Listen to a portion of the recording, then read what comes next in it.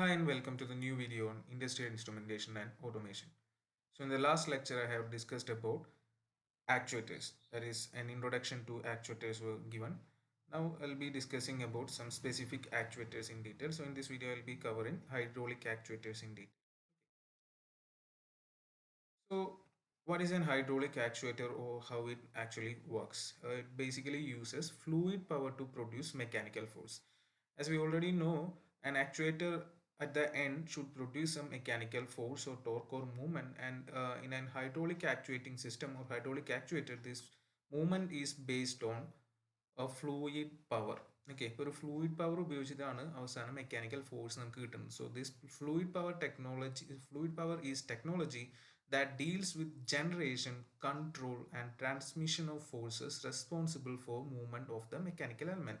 So mechanical element in the movement in actuator mechanical element movement in വേണ്ടിയിട്ടുള്ള എന്താ പറയുക fluid power generation control transmission ഇതൊക്കെ ആണ് ഇതിൽ മെയിനായിട്ട് ഇൻവോൾവ് ആയിട്ടുള്ളത്. And the fluid used in hydraulic actuator is highly incompressible. Okay, that you should remember, the fluid is highly incompressible so that pressure applied can be transmitted instantaneously to the member attached to it. So instantaneous transfer of pressure is the guarantee with highly incompressible fluid. Now, hydraulics is based on Pascal's law, and I'll explain it detail in the next slide, which states that when there is an increase in pressure at any point in a confined fluid, there is an equal increase at every other point in the container. ഇപ്പോൾ ഒരു കണ്ടെയ്നറിൽ ഒരു fluid ഉണ്ടെങ്കിൽ അതിൻ്റെ എവിടെയെങ്കിലും ഒരു pressure increase ചെയ്താൽ അത് equal ആയിട്ട് എല്ലാ ഭാഗത്തേക്കും ഒരേപോലെ തന്നെ ആ പ്രഷറിൻ്റെ ഇൻക്രീസ് കിട്ടും എന്നുള്ളതാണ് പറയുന്നത്. ആ ഒരു എഫക്റ്റ് വരും. ഇത് മുന്നേ നമ്മൾ സ്കൂൾ ലെവലിൽ പഠിച്ചിട്ടുള്ളതും ചെറിയ ചെറിയ എക്സ്പെരിമെൻറ്റ്സ് ഒക്കെ ചെയ്ത് നോക്കിയിട്ടുള്ളതൊക്കെ ആയിരിക്കും. അപ്പോൾ അതാണ് ബേസിക്കലി ഒരു ഹൈഡ്രോളിക് സിസ്റ്റത്തിൻ്റെ സെയിം പ്രിൻസിപ്പിൾ തന്നെയാണ്, but may be at a different level. അത്ര വ്യത്യാസം വരുന്നുള്ളൂ. The pressure applied to a confined fluid at any point is transmitted undiminished and equally throughout the fluid in all directions and acts upon every part of the confining vessel at right angles to its interior surfaces. കുറച്ചും കൂടി detail ആയിട്ട് പറയുകയാണെങ്കിൽ Pascal's law, and in simple words, intensity of pressure in fluid is equal in all directions. So that is a simple statement. ഒരു പ്രഷറിൻ്റെ intensity ഒരു ഫ്ലൂയിഡിലെ എല്ലാ ഡയറക്ഷനും equal ആണ് എന്നുള്ളതാണ് പറഞ്ഞു വരുന്നത്. And hydraulic actuators are mainly use for high speed and large forces are required. High speed large force അപ്ലിക്കേഷൻസിലാണ് mainly hydraulic actuating systems ഒരു hydraulic actuators use ചെയ്യുന്നത്. സോ ഓൾറെഡി ഞാൻ പറഞ്ഞു പാസ്കൽസ് ലോ ആണ്, അപ്പോൾ അതൊന്നും കൂടി ഡീറ്റെയിൽ ആയിട്ട് പറയുന്നത് മാത്രമേ ഉള്ളൂ. So the pressure applied to a confined fluid at any point is transmitted undiminished and equally throughout the fluid in all directions and acts upon every part of the confining vessel at right angles to the interior surface. Okay, so ഇതൊക്കെ examples ആണ്. ഇപ്പോൾ ഇവിടെ ഒരു ചെറിയൊരു ഇതിലൊരു human stand ചെയ്താൽ തന്നെ നമുക്കൊരു വലിയൊരു കാറിനെ ലിഫ്റ്റ് ചെയ്യാൻ പറ്റും എന്നുള്ളതാണ് ഇവിടെ കാണിക്കുന്നത്. പോലെ ഇത് നമുക്ക് കാണാം. ഇവിടെ ജസ്റ്റ് ഒരു പ്രസ് എന്താ പറയുക കാലുകൊണ്ട് കൊടുക്കുമ്പോൾ തന്നെ പ്രസ് ചെയ്യുമ്പോൾ തന്നെ മൊത്തത്തിൽ ഇങ്ങനെ ഇത്രയും ഒരു വെയിറ്റ് ഇവിടെ ലിഫ്റ്റ് ചെയ്യാൻ പറ്റും. ഇപ്പോൾ ഈ സെയിം പ്രിൻസിപ്പിളാണ് ഇവിടെ അപ്ലൈ ചെയ്യുന്നത്. So since pressure P applied on an area A gives rise to a force F which is given as F is equal to P into A. നമുക്കറിയാം force equal to pressure into area ആണ്. Thus if force is applied over a small area to cause a pressure P in a confined fluid, the force generated on a larger area can be made many times larger than the applied force that created pressure. അപ്പോൾ അതാണ് ഇവിടെ use ചെയ്യുന്ന കാര്യം. ചെറിയൊരു ഏരിയയിൽ apply ചെയ്യുന്ന ആ force ഒരു വലിയൊരു ഏരിയയിലേക്ക് വരുത്തുന്ന മാറ്റം, അതാണ് യൂസ് ചെയ്യുന്നത്. So this principle is used in various hydraulic devices to such hydraulic press to generate very high forces. Okay, so hydraulic devices hydraulic പ്രസ്സുകളൊക്കെ ഉപയോഗിക്കുന്നത് ഈ സെയിം ബേസിക് പ്രിൻസിപ്പിളാണ്. And now coming to hydraulic actuators classification, there are different types: linear actuators, rotary actuators and oscillatory actuators. ഇതിൽ തന്നെ ലീനിയറിൽ തന്നെ single acting cylinder വരുന്നുണ്ട്, double acting cylinder വരുന്നുണ്ട്. Okay, then rotary ആക്ച്വേറ്ററും oscillatory ആണ് നമ്മൾ പറഞ്ഞത്. ഇപ്പോൾ ജസ്റ്റ് ഈ കാര്യങ്ങളൊന്ന് ബ്രീഫായിട്ട് പറഞ്ഞു പോകാം. നമുക്ക് സിംഗിൾ ആക്ടിങ് സിലിണ്ടറും ഡബിൾ ആക്ടിങ് സിലിണ്ടറും റോട്ടറി ജസ്റ്റ് ഒന്ന് ഇമേജ് കാണിക്കുന്നു മാത്രമേ ഉള്ളൂ. ഓസിലേറ്ററിനെ കുറിച്ച് നമ്മൾ കാര്യമായിട്ട് ഡിസ്കസ് ചെയ്യുന്നില്ല. അപ്പോൾ ഇതൊക്കെ ജസ്റ്റ് ഒന്ന് അറിയാൻ വേണ്ടി പറഞ്ഞു പോകുന്നത് മാത്രമേ ഉള്ളൂ. So when coming to linear actuator with single acting cylinder എന്ന് പറഞ്ഞു കഴിഞ്ഞാൽ നമുക്ക് അതിൻ്റെ ബേസിക് കൺസ്ട്രക്ഷനിൽ എന്ന് പറഞ്ഞു കഴിഞ്ഞാൽ ഒരു സിലിണ്ടർ ഉണ്ടായിരിക്കും, അതിലൊരു പിസ്റ്റൺ ഉണ്ടായിരിക്കും, ഒരു ഷാഫ്റ്റ് കണക്ട് ചെയ്തിട്ടുള്ളത്. ഓക്കെ, ഇതിൽ ഒരു ഫ്ലൂയിഡ് എൻട്രി ആൻഡ് എക്സിറ്റ് ഒരൊറ്റ പോയിന്റ് ഉണ്ടായിരിക്കുള്ളൂ, ഒറ്റ എൻട്രി എക്സിറ്റ് ഉണ്ടായിരിക്കുള്ളൂ ഫ്ലൂയിഡ് സപ്ലൈ ഇതിൽ നോക്കിക്കഴിഞ്ഞ് കഴിഞ്ഞാൽ. ഓക്കെ, അപ്പം അങ്ങനത്തെ കേസിനെയാണ് നമ്മൾ സിംഗിൾ ആക്ടിങ് സിലിണ്ടർ എന്ന് പറയുന്നത്. So in single acting cylinder actuator there is only one opening to the fluid to enter and leave. Entry and exit ഒരൊറ്റ പോയിന്റിലേ ഉള്ളൂ, ഈ ഒരു പോയിന്റിൽ മാത്രമേ അതുള്ളൂ. ഓക്കെ, പിന്നെ അപ്പോൾ ഈ ഫ്ലൂയിഡ് ഇതിൽ കൂടെ എൻ്റർ ചെയ്യുമ്പോൾ ഒരു പ്രഷർ വരും, അത് കാരണം ഇതിനെ റൈറ്റിലോട്ട് പുഷ് ചെയ്യും, അതാണ് ഇവിടെ സംഭവിക്കുന്നത്. So the forward motion is due to the hydraulic pressure of the fluid entering through the opening, while the reverse motion is due to the spring attach to the shaft. അപ്പോൾ ഈ ഷാഫ്റ്റിൻ്റെ മുകളിൽ നമുക്കിവിടെ കാണാം എന്താ ഒരു സ്പ്രിങ് അറ്റാച്ച് ചെയ്തിട്ടുണ്ട്. അപ്പോൾ ഇത് നമ്മൾ പ്രഷർ അപ്ലൈ ചെയ്ത് റൈറ്റിലോട്ട് മൂവ് ചെയ്യുമ്പോൾ ഈ സ്പ്രിങ് ഇവിടുന്ന് എന്താ പറയുക കംപ്രസ്ഡ് ആയി വരികയാണ്. അപ്പോൾ അതിലൊരു ഇത് എനർജി സ്റ്റോർ ആയി വരും. അപ്പോൾ നമ്മൾ ഇത് ഇവിടുന്ന് ഫ്ലൂയിഡ് റിലീസ് ആ പ്രഷർ റിലീസ് ചെയ്താൽ ഇത് ഓട്ടോമാറ്റിക് ആയിട്ടാണ് തിരിച്ച് ആ സ്പ്രിങ്ങിൻ്റെ എഫക്റ്റ് കാരണമാണ് ലെഫ്റ്റ് മൂവ്മെന്റ് വരുന്നത്. സോ റൈറ്റ് മൂവ്മെന്റ് ആണ് ഇവിടെ with this fluid pressure, left spring ആണ്. Okay, so the reverse motion is due to the spring. Now coming to double acting cylinder. Double acting സിലിണ്ടറിൽ ഒറ്റ വ്യത്യാസമേ ഉള്ളൂ, നമ്മൾ സിംഗിൾ ആക്ടിങ്ങിൽ കണ്ട ഈ റൈറ്റ് സൈഡ്, അതായത് നമ്മുടെ ഷാഫ്റ്റിൻ്റെ സൈഡിൽ ആ സ്പ്രിങ് അവിടെ നിന്ന് റിമൂവ് ചെയ്യും, ഇവിടെ ഒരു ഓപ്പണിംഗ് കൂടിയും വരും, അതാണ് വ്യത്യാസം. ഓക്കെ, സോ രണ്ട് പോയിന്റുകൾ ഉണ്ട് എൻട്രി എക്സിറ്റ് ആയിട്ട് കാണുന്നത്.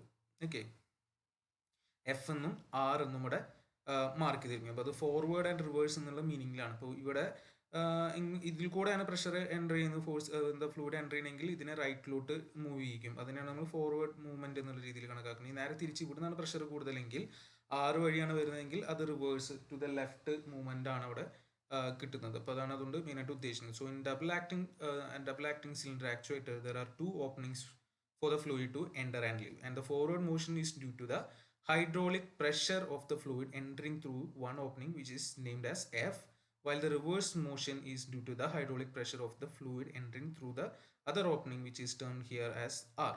Okay, now this is just an example of a rotary actuator. Mainly hydraulic motors are rotary actuators. Rotation is produced. അതൊരു പമ്പിൻ്റെ കേസ് കാണിച്ചിരിക്കുന്നത് മാത്രമേ ഉള്ളൂ. In rotary actuator, the linear motion of fluid inside the pipe is converted into rotary motion by a hydraulic motor. Okay. Now ഇതിനൊരു hydraulic actuation സിസ്റ്റത്തിൻ്റെ ഒരു സിസ്റ്റമായിട്ട് തന്നെയാണ് പറയുന്നത്, അതിൻ്റെ കോമ്പോണൻസ് എന്നുള്ള രീതിയിലാണ് പറയുന്നത്, ഹൈഡ്രോളിക് ആക്ച്വേഷൻ സിസ്റ്റം കോമ്പോണൻസ്. അപ്പോൾ ഇതിൽ നോക്കിക്കഴിഞ്ഞാൽ നമുക്ക് മെയിൻ കോമ്പോണൻസ് ഒക്കെ ഇവിടെ കാണാവുന്നതാണ്. എന്തായാലും ഒരു റിസർവോയർ ഉണ്ടായിരിക്കും, ഒരു ടാങ്ക് അല്ലെങ്കിൽ ഒരു റിസർവോയർ ഉണ്ടായിരിക്കും, അതിലായിരിക്കും നമ്മളുടെ എന്തുണ്ടാവുക, ഈ ഫ്ലൂയിഡ് ഉണ്ടായിരിക്കുക. ഓക്കെ, പിന്നെ ഇതിൽ നിന്ന് ഹൈഡ്രോളിക് സിസ്റ്റത്തിൽ നിന്ന് ഇങ്ങോട്ട് വരാനുള്ള ഒരു പാത്തും ഉണ്ടായിരിക്കും, അതേപോലെ ഇവിടുന്ന് അത് പിക്ക് ചെയ്ത് പോകുന്ന ഹൈഡ്രോളിക് സിസ്റ്റം ഒരു പമ്പ് വഴിയുള്ള ഒരു പാത്തും ഉണ്ടായിരിക്കും. ഓക്കെ, ഇതാണ് മെയിനായിട്ട് ഇതിൻ്റെ ഇത് വരുന്നത്. പിന്നെ ഒരു ബാഫിൽ ഉണ്ടാവാം.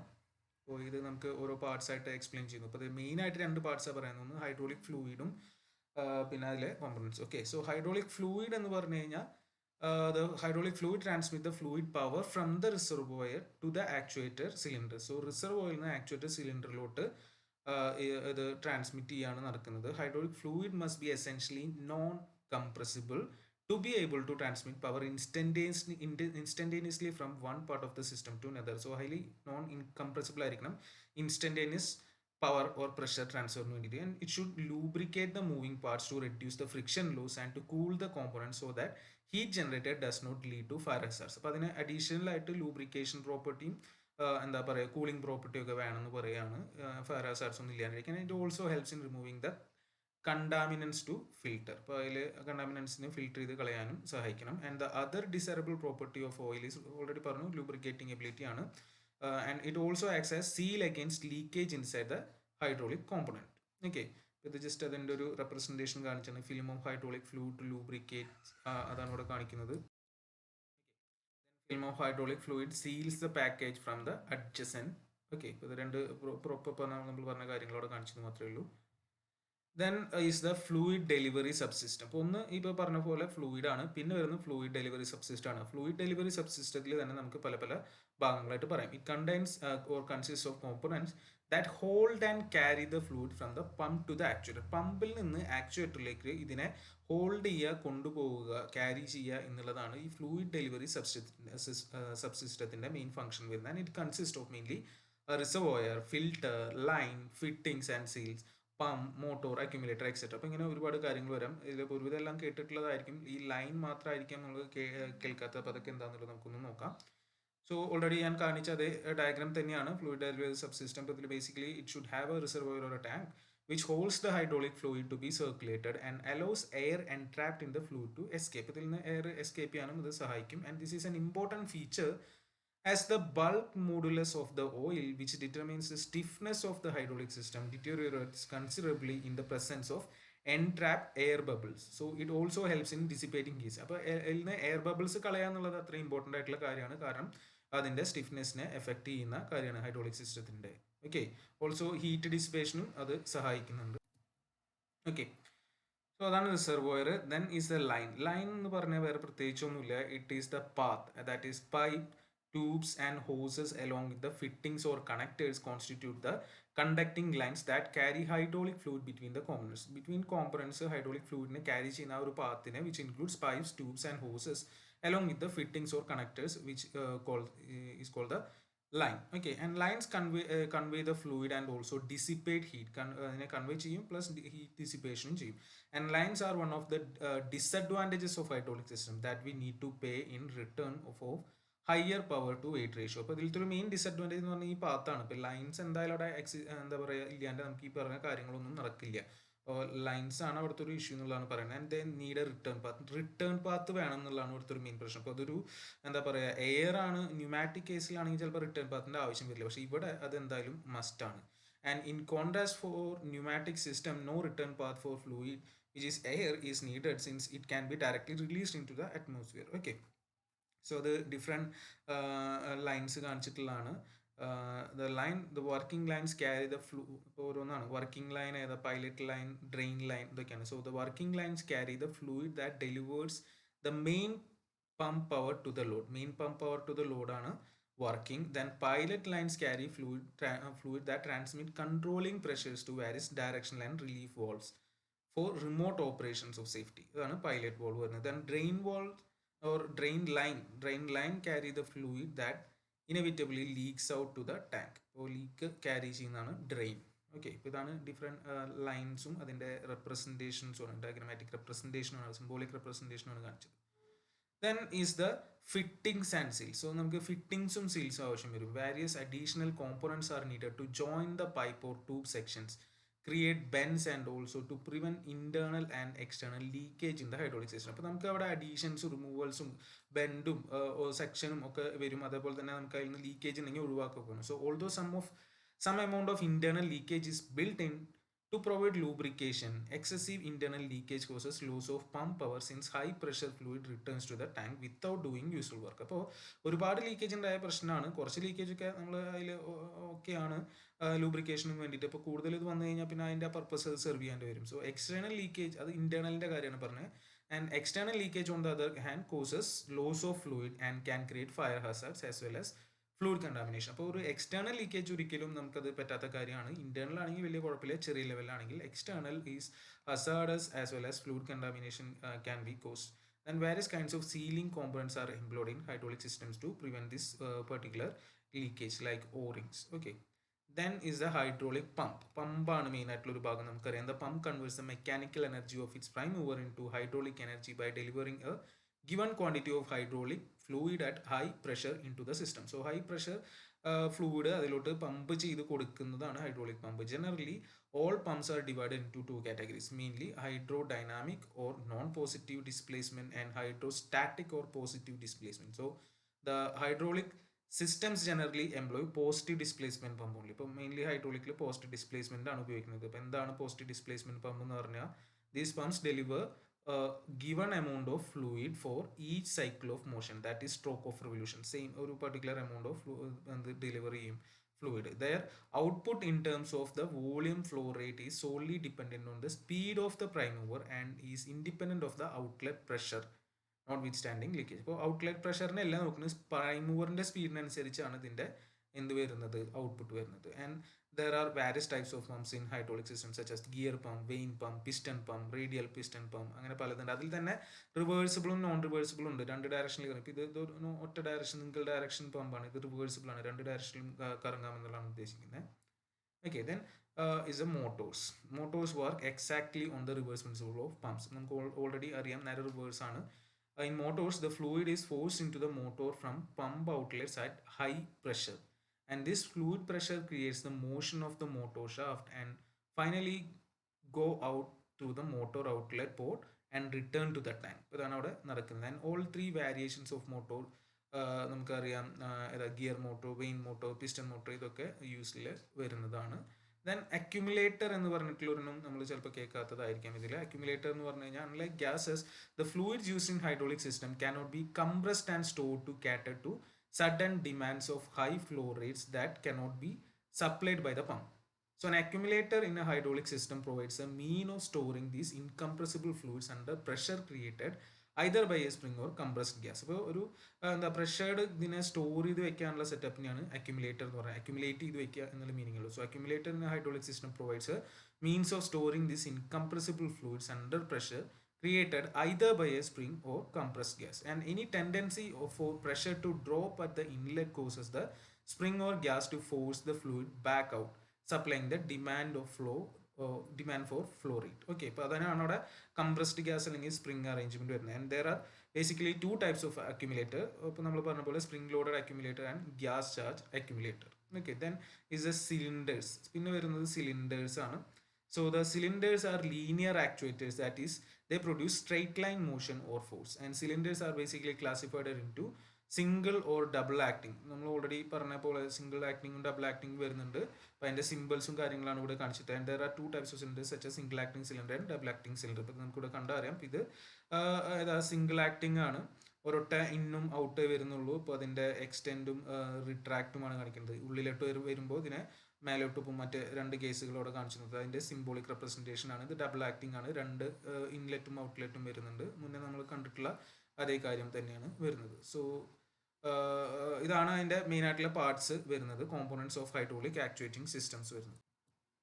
Okay, now coming to some of the advantages and disadvantages of hydraulic actuation system. So advantages എന്ന് പറഞ്ഞാൽ ഏറ്റവും ഇമ്പോർട്ടൻ്റ് ആയിട്ടുള്ള ഒരു advantage variable speed and direction change ആണ്. Actuator that is linear or rotary of a hydraulic system can be driven at speeds that vary by large amounts and fast by varying the pump delivery or using a flow control valve. So simply pump delivery അല്ലെങ്കിൽ flow control valve വെച്ച് നമുക്ക് ഇതിൻ്റെ speed control ചെയ്യാൻ പറ്റും. And hydraulic actuator can be reversed instantly while in full motion without any damage. So instant reversal possible, and this is not possible for any other kinds of prime movers. And the power to weight ratio, hydraulic components because of their high speed and pressure capabilities can provide high power output with very small weight and size. Very small weight and size. അപ്പോൾ high power to weight ratio ഉണ്ട്. Then stall condition and overload protection. Stall and overload protection.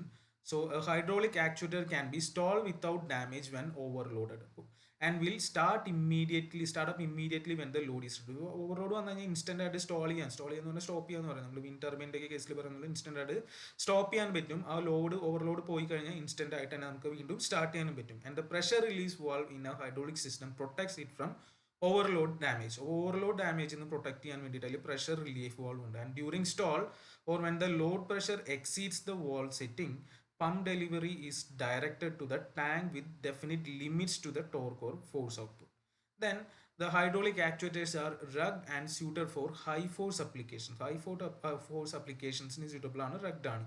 They can produce forces 25 times greater than a pneumatic cylinder of same size, and they also operate in pressure of up to 4000 psi.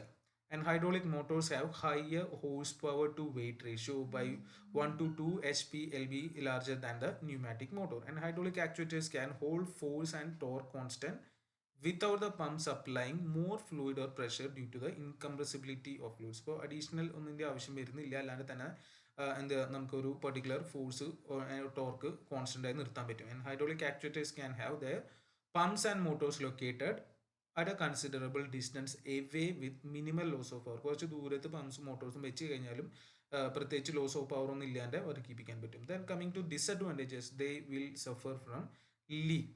Like pneumatic actuators, loss of fluid leads to less efficiency. However, hydraulic fluid leaks lead to cleanliness problems and potential damage to surrounding components and areas. ഇപ്പോൾ pneumatic എന്ന് പറയുമ്പോൾ air ആണ്, പക്ഷെ ഇവിടെ fluid ആയതുകൊണ്ട് തന്നെ cleanliness ഇഷ്യൂസും കാര്യങ്ങളൊക്കെ ഇതിൽ വരുന്നുണ്ട്. Then hydraulic actuators require many companion parts including a fluid reservoir, motors, pumps, release valves and heat exchangers along with noise reduction equipment. And this makes for linear motion system that are large and difficult to accommodate. Okay. So this is all about hydraulic actuating systems or hydraulic actuators. Thank you.